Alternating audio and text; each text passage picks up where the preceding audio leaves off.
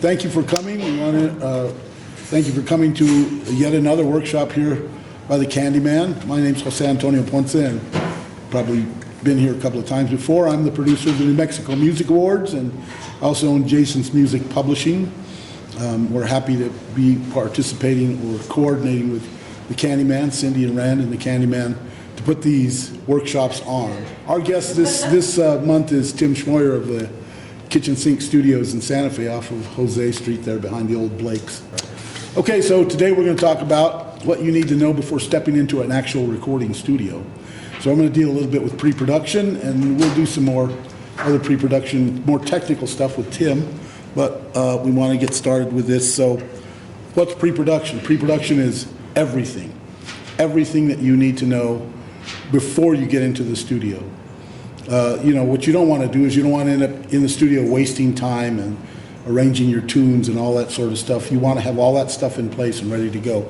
So it's evaluation, documentation, communication, investigation, budgeting, arrangements, instrumentation, equipment, personnel, transportation, accommodation, scheduling, rehearsal, contracting, and I have communication there twice because you're going to need two things. What's evaluation? Well, let's go to that. Okay. Evaluation. What is your project going to be? Is your project going to be for sale online, via CD, on the internet, for downloading?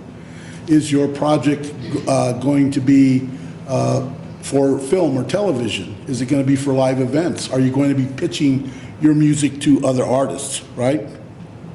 So if you're doing demos, that's a smaller thing. If you're doing a full-blown production, that's a big thing. That involves other musicians, that involves effects, that involves a lot of different things, okay? So where are you considering recording? Well, you're probably considering recording here in Santa Fe, and Tim's studio is a very nice place to record. But one of the things that you want to do is you want to query everybody. Maybe your buddy says, hey, you know what, the electric company over there, those guys are really pretty solid. Maybe you want to investigate those guys. But what you have to find is you have to have a good fit for what you're doing. So you don't want to record with, maybe you don't want to record with a guy who all he does is metal bands if you're doing Americana, and vice versa, right? Okay. Do the facilities have what you need for your project? If you're having a full-blown, 5-piece, 6-piece band, are they big enough to handle that? Do you have to record everything separately? Is that something you want to do? Do you want to record live, or do you want to do tracks, individual tracks, right? You want to know what do you want to know about the studio? You want to know who these people are, what their, not necessarily what their bona fides are, but you want to know if they're capable of handling what you can do. Just the producers, the engineers themselves, right? Do they produce projects similar to yours? How many songs are you planning on recording?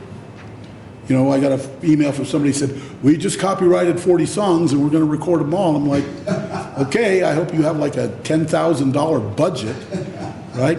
And you call us.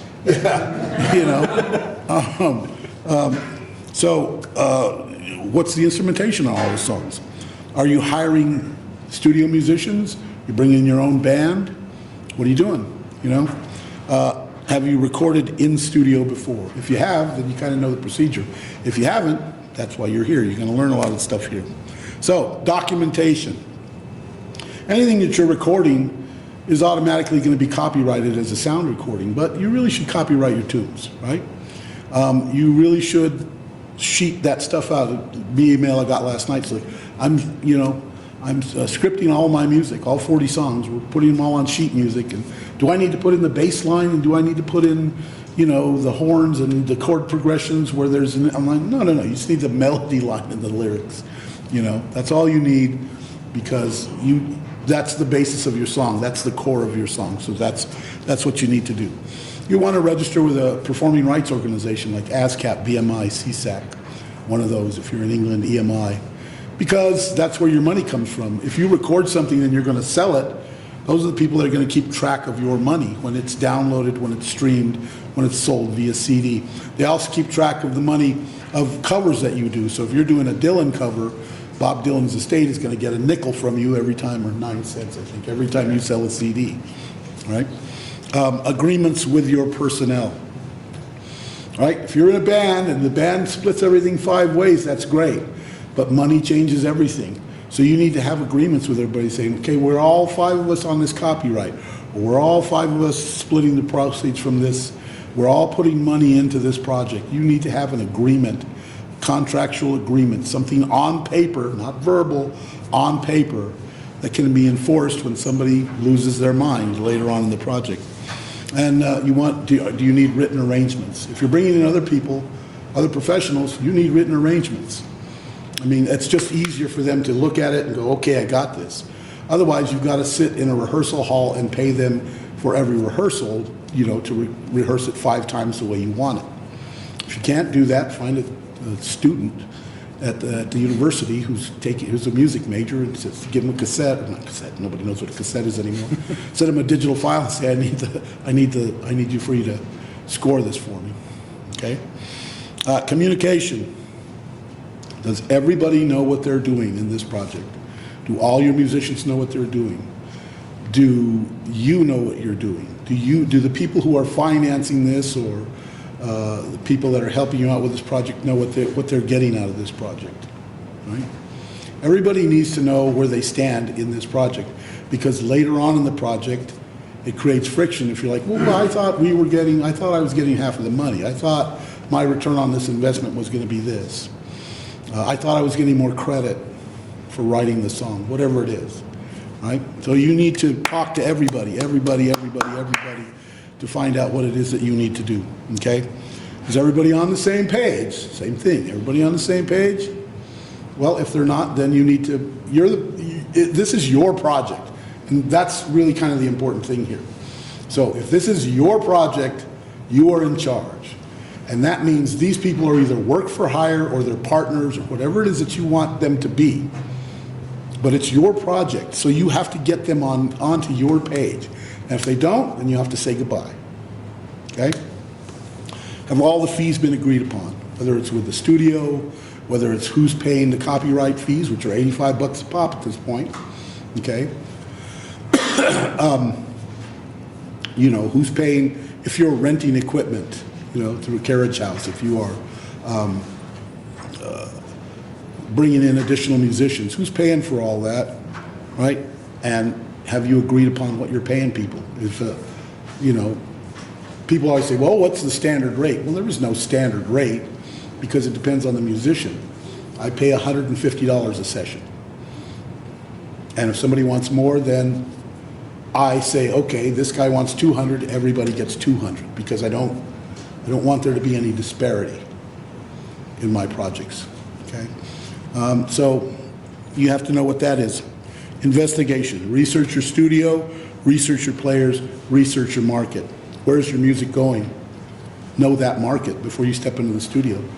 Because if you record everything that you love and there's no market for it, you're not going to sell it.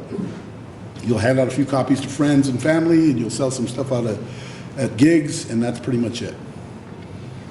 And the goal of recording, for sales anyway, is to make the money back that you recorded times 3 at least.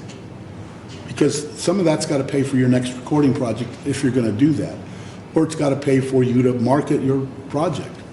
It's like Hollywood. Hollywood is, you got to make 3 times your budget. If you have a $100 million budget, you got to make $300 million before the thing breaks even. Same thing here. You got to make 3 times your budget in order for this to be a successful project. Budgeting, big pile of money there, right? Okay, here's some of the things that you have to budget for. A rehearsal space. Now again, this has to do with agreements. So if you have agreements that everybody says, okay, we're all going to put our time and effort into this, that's fine. Have it as an agreement. But if you need a rehearsal space, you might have to rent it, or you might have to kick your family out and pay them to go to the movies. Whatever it is that you're going to have to do. There's going to be some cost there. Arrangements and scripting, right? If you're having people write your arrangements, if you're having people score your music for you, you're going to have to pay them. Even if it's $20, a song to a student, you're going to have to figure that out. Copyright and licensing fees, personnel and equipment. What are you paying your people to play in the studio? What are you paying your people to rehearse? Right? What are you paying your people to Yeah, what are you picking up that you need? If you need effects pedals or whatever it is that you need, what do you need, right? Transportation and accommodations. If you're bringing guests from outside, and we have this all the time, especially at the kitchen sink, you know, it's like we're bringing in this act who's going to record, and we got to put them up somewhere. And they're coming from California, or they're coming from Portales, or they're coming from New York, or whatever. Somebody knows somebody who knows somebody who knows somebody that you want to have on that record. I know the guy who knows Ry Cooter, and he's agreed to do this. We're going to have to pay him his fee. You're going to have to pay to fly him here. You're going to have to pay his accommodations. You're going to have to pay his transportation to and from the studio, from the hotel. That's just the way it is.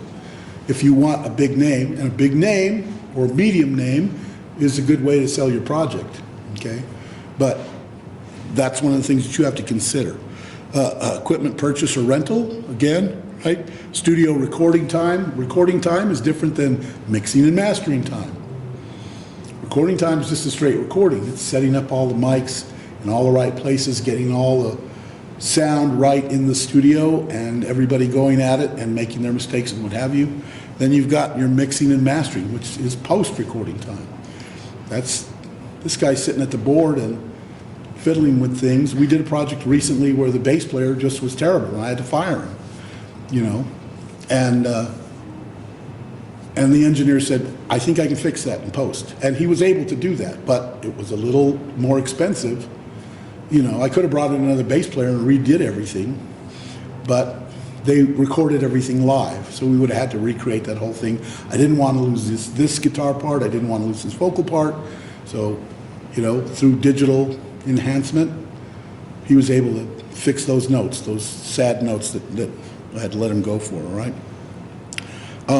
Manufacturing, if you're going to make CDs, it's going to cost you $1,000 or $2,500, whatever, depending upon your artwork, photography, and all that stuff to actually get a good CD. So you can get about 1,000, 500 for $1,000. Yeah, I think that's probably the 500 for $1,000. Simple sleeve, nothing. It opens up a little bit. Okay, and then marketing your project. Once you have it, you can market it at your shows, so you're limited to 30 people at a time, whether or not they're going to buy your stuff. Or you can market it online, on your social media, on your website. You can market it through, you know, they have those other places, CD Baby, Reverb Nation, stuff like that, okay? And if you're marketing to other places, bigger places, movies, stuff like that, it's going to cost you a little bit of money. So where is your budget coming from? Where is your money coming from? Is it coming from a GoFundMe page, which I'm not a big fan of, especially for music, because those people always seem to get screwed. They get a really crappy CD, and I was like, this is what I got for $25, right? And they never fund anybody again. Or, you know, or do you have investors? I used to do a class about where to find money, and people would, you know, in middle class, they'd be like, I thought you were handing out money. No, I'm not handing out money. Where do you find your money? And I said, well, you know, you max out your credit cards, you mortgage your house, you get a second job. I mean, sometimes that's what you have to do if you want to get the project done. The thing about investors is that, especially with film, not so much with music, but investors tend to, you know, want to control the project. It's like, you know, we should do this here, and we should make this, and the character should be this, or the music should be, I don't like that song. You know, it's up to you. I mean, anytime my mother used to say, if you want, you have to compromise to be a musician. I said, why? She said, if you want to play the guitar, you have to compromise with the guy who builds it. You have to pay him money to buy a guitar. She was right.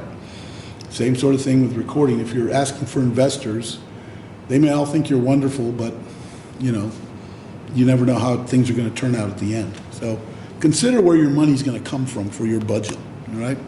Arrangements and instrumentation. Are they on paper? If they're not, then maybe they should be, especially if you're bringing other people in.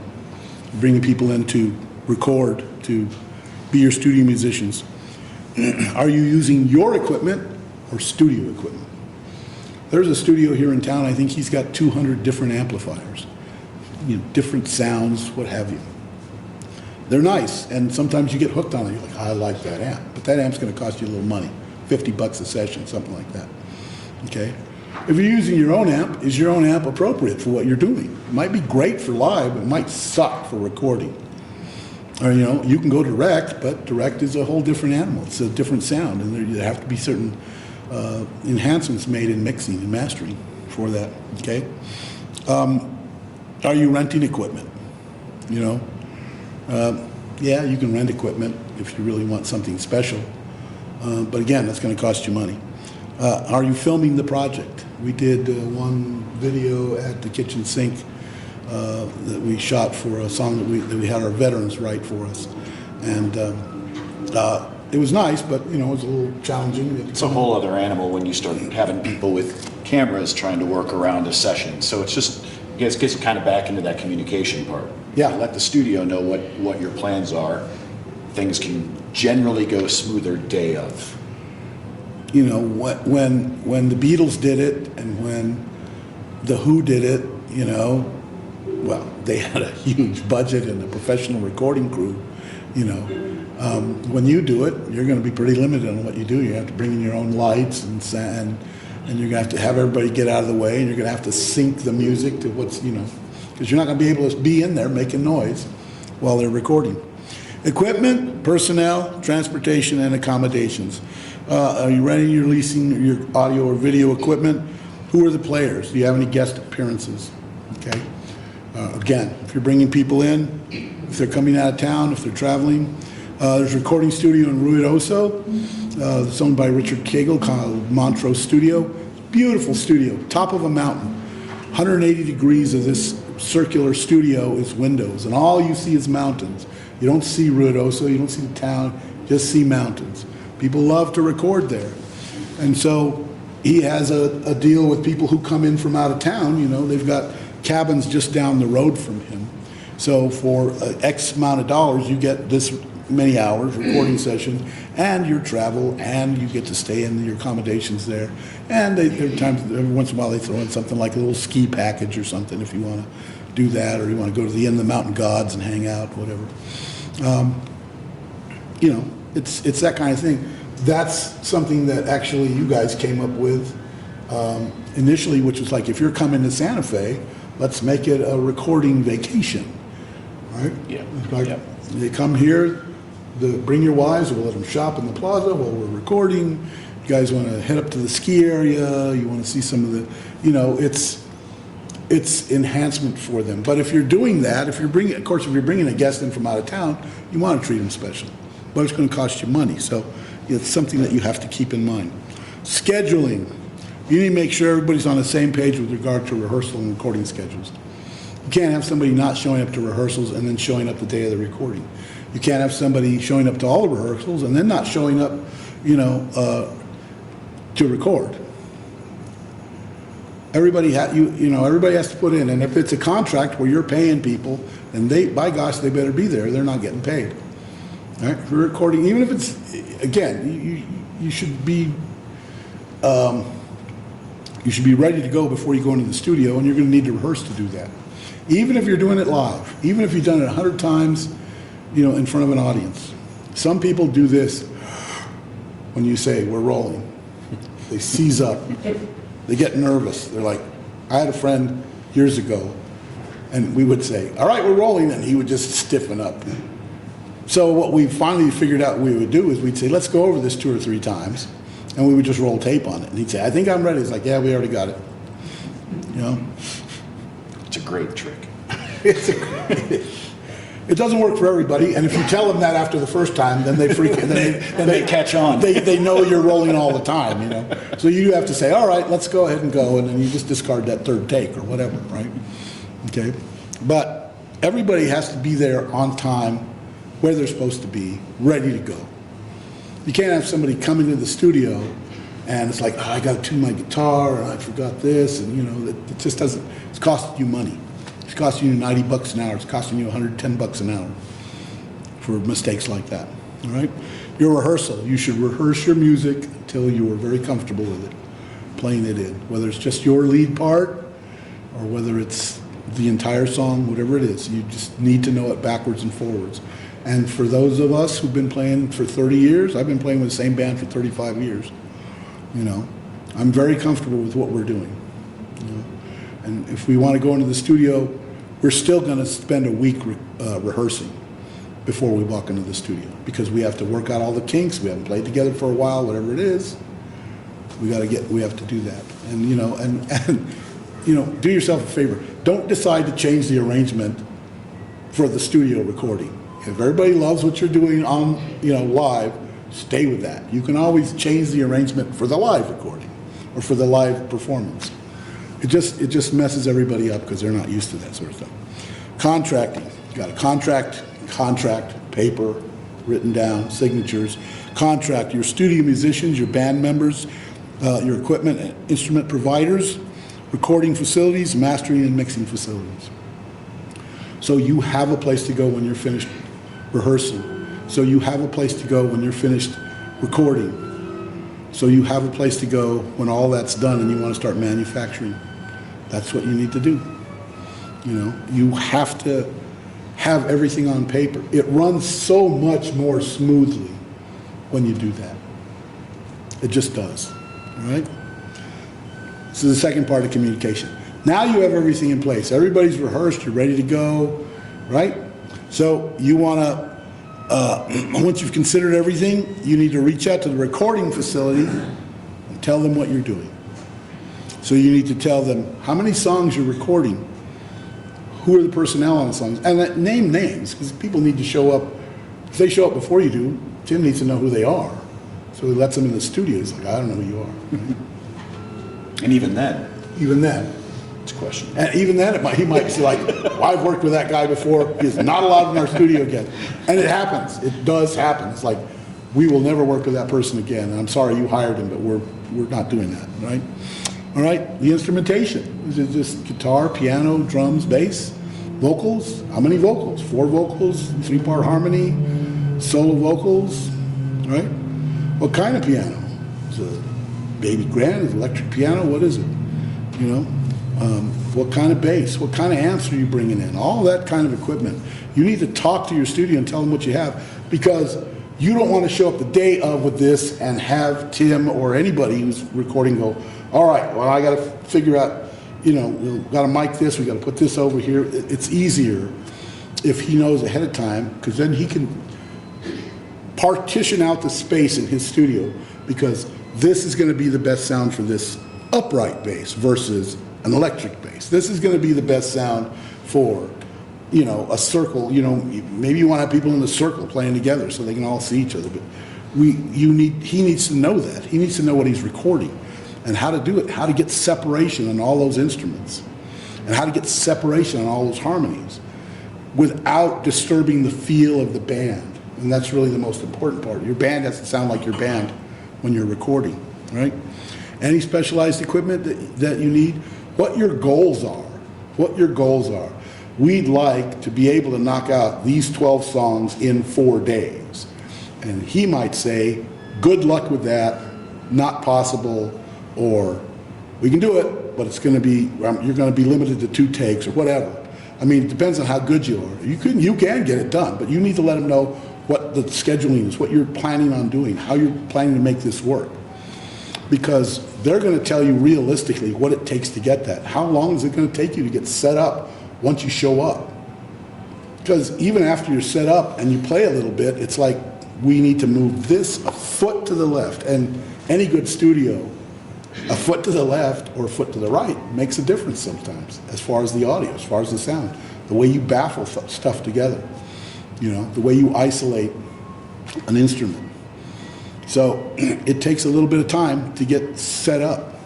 But if they know ahead of time what they're doing, your mics are going to be set, your places are going to be there, you can bring in, plug in, and then you can do that adjustment a little bit of time instead of just showing up and going, well, I brought 6 guys instead of 5 or whatever, right? All right? So again, instrument and vocal placement. And then listen to what they have to say. And if you're doing tracks, which instruments need to be recorded first? You do a click track and everybody comes in and does their part. Is this going to work? I mean, you say this is what we want to do. Brought in a guy with an anvil and a train bell, and it's like, yeah, that's not going to work with the rest of the band there. You have to listen to what they have. Should the vocal tracks be separate? What is best for the session, basically? What is best for the session? For your session to work, what works best?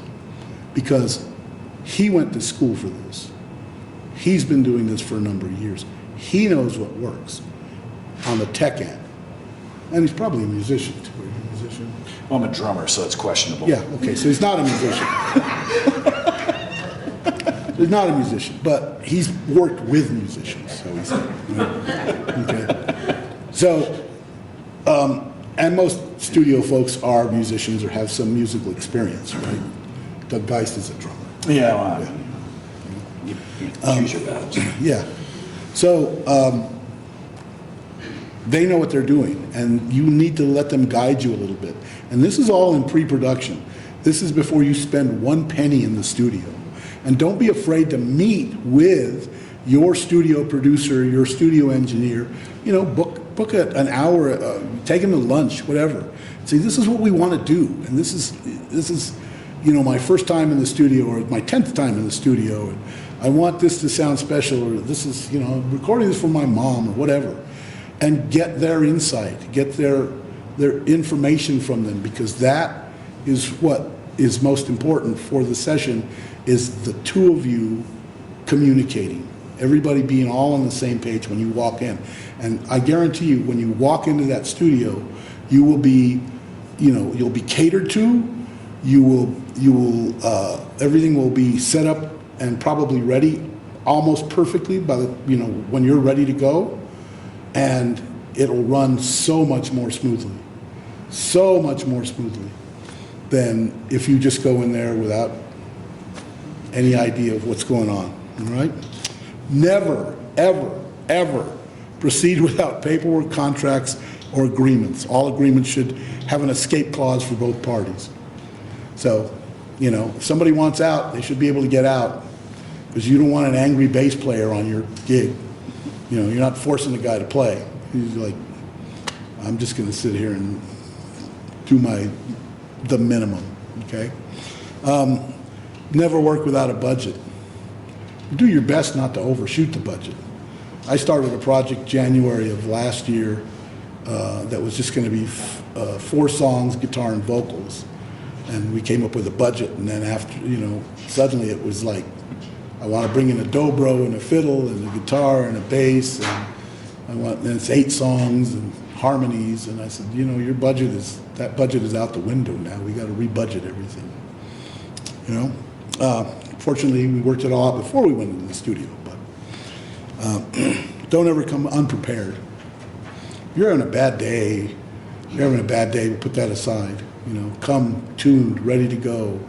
And I understand that your guitar, your bass, whatever, has to acclimate to the studio, to the temperature and all that stuff. But come ready to go. Come warmed up, right? Don't waste your money doing runs and warming up in the studio. Come ready to go, right? Don't ever show up late. Showing up late just costs you money, Don't arrange on the fly in the studio. Don't say, what would really sound good here is if we had twin guitars. Well, we've never had them before or whatever, but the deal is it's just going to cost you money. It's going to delay the project. Don't change your project in midstream, like my friend did with going from 4 songs to 8, right? It's just a hassle, right? Don't make any unreasonable demands. And you know what an unreasonable demand is. And people get a big head sometimes when they get into the studio. There are some sidemen that think I'm making this whole project so much better, and they start to ask for more and more. And those people you got to cut loose. And you can't make unreasonable demands of your studio or of your musicians either. If things aren't working out, you got to cut and backtrack and start over again. It's just much easier. Don't be afraid to fire somebody, even the engineer or the producer, if it's just not working out. And because he's not afraid to tell you, yeah, this isn't happening. He's not, because it's just going to be a waste of money and time. And everybody's going to be ticked off at the end of the deal, and you'll never work together again. You know, just know when it's time to quit and back off and start over again, or know when you need to get rid of that bad apple. My job as the producer is to be the bad guy sometimes. It's for me to, you know, have to go to the artist and say, your bass player is terrible. You know, we got to get rid of him. And I don't want you, who's going to play with this guy next Saturday, to be pissed off, you know, have him pissed off at you. So I'm going to go in there and say, you're done. And then you can blame it all on me. That's just one of the many wonderful things that a producer gets to do, right? Yep. So I'm Tim Schmoyer. I'm one of the co-owners of the Kitchen Sink Studio here in Santa Fe, along with my partner, John O'Manson, who many of you may know, I don't know, but I never run it. There's nobody in town that doesn't seem to know Jono. I've been here coming up on 7 years, so I'm starting to feel like someone that's lived here for a while. How many people were here for the home recording session that was back in January, right? So I want to talk a little bit about a little bit of bridging the gap of home recording and stuff you're doing at home and how it translates into helping in the studio as well. I'm going to caveat some of this stuff that I'm saying with, there are many ways to skin a cat. This is Jono introduced me to this phrase that I think another engineer introduced him. Many ways to skin a cat, but you have to get the cat to cooperate. So what I'm telling you now is some guidance. It's not absolutes. Every studio has different ways of dealing with things. So this is just sort of a lot of my personal experiences of how I have found things work generally well. So for those who were here for the recording at home, we talked a lot about things like the gear you might need, preamps, an interface to go into your computer, sound treatments, things like that. So all of these things that you might want to set up in your home. Well, why go to the studio? Well, because you can't set all that stuff up in your home, right? I mean, there's that. Some people can, but many can't. So what does the studio offer? Hopefully, we offer the gear that you may need. We've got large control rooms and ISO rooms that have plenty of sound treatment to hopefully work with what is needed.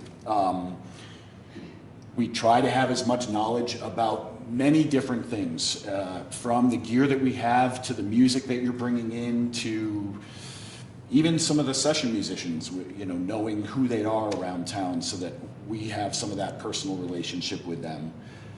We hope to bring efficiency to these things, right? We're in there day in and day out working with our gear, in our studio. We generally know this is where, when we set up drums, this is where they sound best in the room. If we're gonna do a bluegrass type session and we're gonna have everybody around one microphone, or two microphones, here are the mics that we generally like to use on these kind of things. Free-ish from distractions, right? When you're at home, there are 1,000 things that you may be like, well, I'm gonna start recording now. Wonder what the dogs are doing. Let's go check, you know, or whatever, right? There's all sorts of things. So I say free-ish from distractions because in the studio we have our own distractions. Hopefully they are fun sort of distractions, right? Just the fact you're hanging out in the studio and hanging out with what we hope are your friends making music, right? There's always talk and other chat that goes on. We also try to provide comfort, right? I think one of those most important things of a studio is when you walk in there, in order to create music, you have to feel like you can create music. If you walk into a place and you're like, I am so stressed about the recording and that will translate to some degree into the recording. But if you walk into that studio and you're feeling stressed, but then you're like, oh, well, here's a nice comfy couch and here's a pot of coffee and right?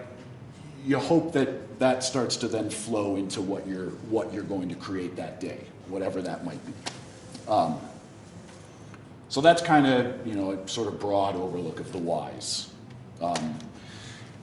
Some of the same things that Jose talked about, I might touch on here briefly around prep directly as it relates to the studio. So obviously, he talked a lot about budget. Important things she also touched on, communication with the studio. Definitely when you're reaching out to a studio, plan to try to get a meeting, right? We're open to that kind of thing. If you're, hey, I want to come in, I want to talk about this project that I have. We want to know as much about it as we possibly can. So communicating with us, planning a visit, sending emails after that visit about, well, here's how a project from initial meeting to when it actually happens, 4 songs to 8 songs, right? All of a sudden things have changed. So letting the studio know what your vision is will help us make those other things like efficiencies and comforts and things hopefully translate. It also lets us know, like if you're going back to budgets, if you come and say, well, I've got enough budget to probably record 1 day in your studio and here's what I want to do. That's where we'll either say you're crazy, but most of the time we go back to that. There's many ways to skin a cat. We will tell you what, within that budget, how we think or what you should expect the session to be like. If you want to record 10 songs in a day with a full band, great. We're going to tell you we can do it with the caveats of there are no overdubs. Maybe you get 2 passes at a song and then we need to move on. We're not going to, everything has to happen live. That's the way that you'll get from A to B at the end of the day. And so what does that mean to you as a takeaway? It goes back to that whole rehearse, be prepared, because as prepared as you are that day is how quickly and smoothly that will go. And you might be surprised, hey, we just knocked out 10 songs in 6 hours and we have a couple hours left in our day lockout. Great. Let's do these other little things that we thought we might not be able to do. So it just really helps us. Those communications help us set expectations on both sides. Check the studio website as well when we talk about gear needs. See what we have. We do our best to keep our websites up to date. I think most studios do, but we get a new piece of gear and we'll be like, oh, we forgot to put it on the website. So, we got this fancy new mic. Well, it's not on the website yet, but 90% of the stuff is listed on a studio's website. So you can see what do they have, what might I need to bring in. Do we want to use the house drum set? Do we want to use house amps, this and that? For things like, and again, this kind of goes back into the home recording, a lot of people will bring in guide tracks, right? You've rehearsed some things, maybe you're a singer-songwriter, but this is going to be, you're going to bring in a drummer, you're going to bring in this person. You may have recorded some stuff at home that you want to import into our computer and have as a guide track for that session, right? Know out of your own computer and your own DAW how to export things so that when we import them in, we're not trying to nudge things around and figure this out. Everything should line up from 0, absolute 0, so that when we start hitting record, things line up for what you've brought in, so that, guitars, whatever it may be. Producing. Know whether you're going to self-produce. Many artists we consider ourselves to be self-producing, right? You come in with a project, you've got the arrangements, maybe you're the band leader, maybe you're one of so many, but as I said, there's usually someone who ends up being the leader, and maybe you're all producing as this band, or maybe you've hired somebody to come in as a producer. Well, we want to know who that person is going to be. If you're self-producing, that's great. We're going to do a take, you're going to come in and listen, and me as the engineer, I'm going to go, what'd you think? Did you like that take? And everybody's going to kind of go, yeah, I think so. And somebody might be like, well, maybe I could do that better. And everybody agrees, and that's sort of the producer side of things, and everybody goes back and tracks the next version of that song, right? The next take. So self-producing versus bringing a producer in, and if there is a producer, they're going to be sitting right next to me, and they're going to be saying, nope, I didn't like that take. Hey, everybody, we're going to do that one again, right? Sometimes as the engineer, I will say, hey, what'd you think of that? And somebody else will go, it felt pretty good. What do you think? And I'll go, okay, now you've asked my opinion, so I'll, of course, like everything, I can offer plenty of opinions. But that's where, I can tell you to some degree, hey, I think that was a really good take. It's the best one you've done thus far. You've done 4 takes of that song. Maybe it was the first one of the day. I can tell you're starting to relax. Let's do one more. Let's see if we can do it better. And that's kind of where I would come in as sort of producing, but not producing. I'm not telling you, hey, you need to change this arrangement or things like that. Unless we've had a conversation ahead of time where you have asked me to not only produce and engineer. And in that case, you're talking, we again talk about budgets, because usually a producer fee is different from hiring an engineer and being in the studio. Session musicians, and again, this is from the studio side, we have people that we work with. If you need names, we can provide them, but we will be relying on you to coordinate with them and also make sure that that at the end of the day that they're paid. We're not generally, unless you've asked us to be responsible for that part of it, just know that you should have all of that worked out ahead of time so it's not awkward. Rehearse, rehearse, rehearse. Jose has said it numerous times. It doesn't matter whether you've played the songs for however many years or whatever. It's great just to rehearse, be ready for it. It makes our job in the studio a lot easier and more fun for everybody if we're just sort of cranking along and feeling great about things.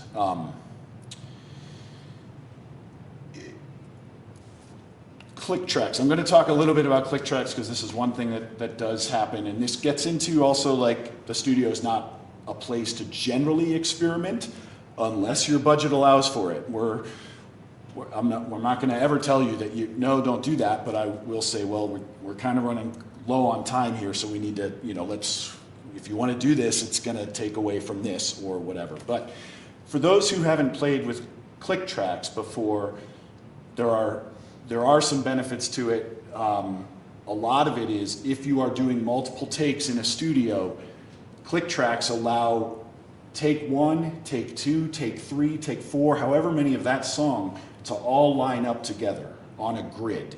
And therefore, if there was a measure or whatever where something was off and you listen, or maybe a drum fill that you liked from a previous take that you didn't do this one, but everything else about that take is great, well, great.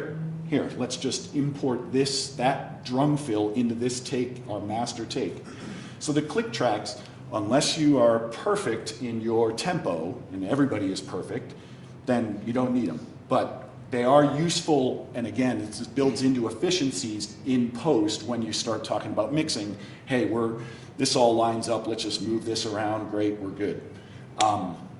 It's not always necessary. Some music doesn't, it's organic in ways that you don't need a click track, or you don't want a click track. And I'm not saying that there's nothing wrong about not playing with a click track and nothing right about not playing. It's all fine, but it's just something to know. And if you're thinking of going into the studio and knowing that you're going to be doing this stuff live and maybe you're going to be cutting and pasting from one take to another, get used to a click track. It's one of those things. It takes a while to hear this beep or whatever tone you like in your head for like 5 minutes. Especially if you do like eighth notes or something, then it's out of control. So the day of kind of stuff, again, Jose kind of talked a little bit about this, make sure everybody knows what time the session is starting. You've confirmed a load-in time with the studio. If there is drums that need to be brought in, maybe the drummer gets there at this hour, gets set up, we start miking the drums, getting things squared away, and then bass player shows up or the rest of the band or however it might be. Have a bit of a plan for song order. Again, going back to like budget stuff, if you know kind of, okay, we have these 5 people, and sometimes people switch instruments. So or different vocalists. Let's knock out these songs because this is all the same arrangement of people, of musicians. Everybody's going to stay in their station and play their instrument. But for these next 3, we're going to change who the vocalist is. So let's focus on doing that group of songs together. Again, it all helps with efficiency and keeping things moving along. This one's a kind of an interesting one. and it doesn't happen that often, but it's just one for you to know. If you're bringing a guest in, just a friend who wants to come in and hang out, generally it's totally fine. But we as either the engineer, or if you've brought in a producer, or if you're self-producing, or if I'm kind of being involved, I'd like to know that person's role. Like, if you're all playing a song and then this person taps me on the shoulder who's just a guest and says, I don't know, I think that didn't sound great, maybe you should have them do it again. I don't know who this person is, right? Am I supposed to listen to their opinion of things? If you've told me, yeah, they're a musician, they've been listening to us, we totally trust their opinion, then great, we can have that conversation. But just know that there are times when some people show up and you're like, why, what's going on? It doesn't happen often, but it's good to know that that kind of thing can happen. It can make it uncomfortable on both sides. Take breaks, right?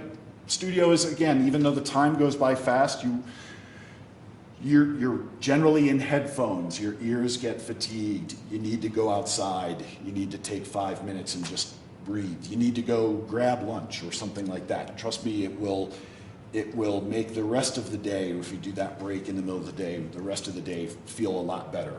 Unless you've eaten a lot of food and then everybody goes to sleep and it's fine, that's the end of the session. So, and there is a no when to say when, right? There's the idea of that diminishing returns, right? You've played this song 6, 7 times and it's just not clicking.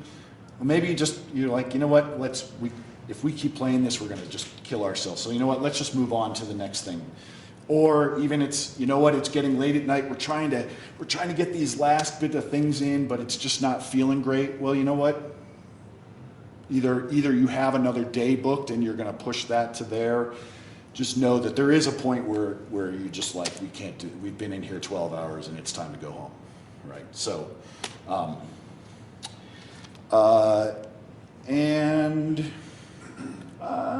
that's kind of, that for the most part, that's kind of what I had.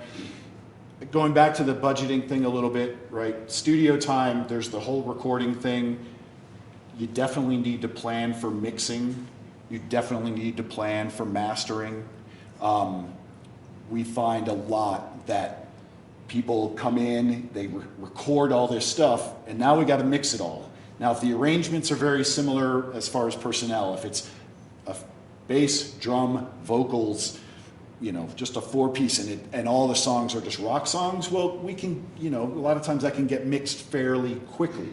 But if you have a lot of moving parts, where for this song you brought in a percussionist, or for this song there's a horn section, or for this, now all of a sudden the mixing process for that particular song changes and it takes more time. So you need to just kind of have a plan. And again, that gets into the communication with the studio. Hey, we're doing this, but we also need to mix. And we'll tell you, okay, if this is what you're trying to accomplish, you should plan for 2 days of mixing, right?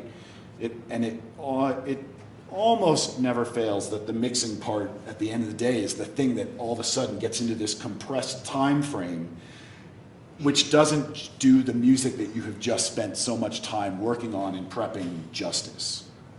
So, and the mastering, again, that's a whole other thing. Sometimes the same studio that has recorded it and mixed it will master it. You may send it off to a different mastering engineer. A lot of times I will recommend it, because having someone else listen to what you've done, if I've recorded it, engineered it, mixed it, when I go to master it, I already may have preconceived ideas in my head that this is how it's going to be, whereas you give it to another mastering engineer or another engineer, they will have their fresh ears on it, they will make some decisions, hopefully not crazy decisions, but that's the idea. But again, it's a separate thing that you need to take into account when you're talking budgets.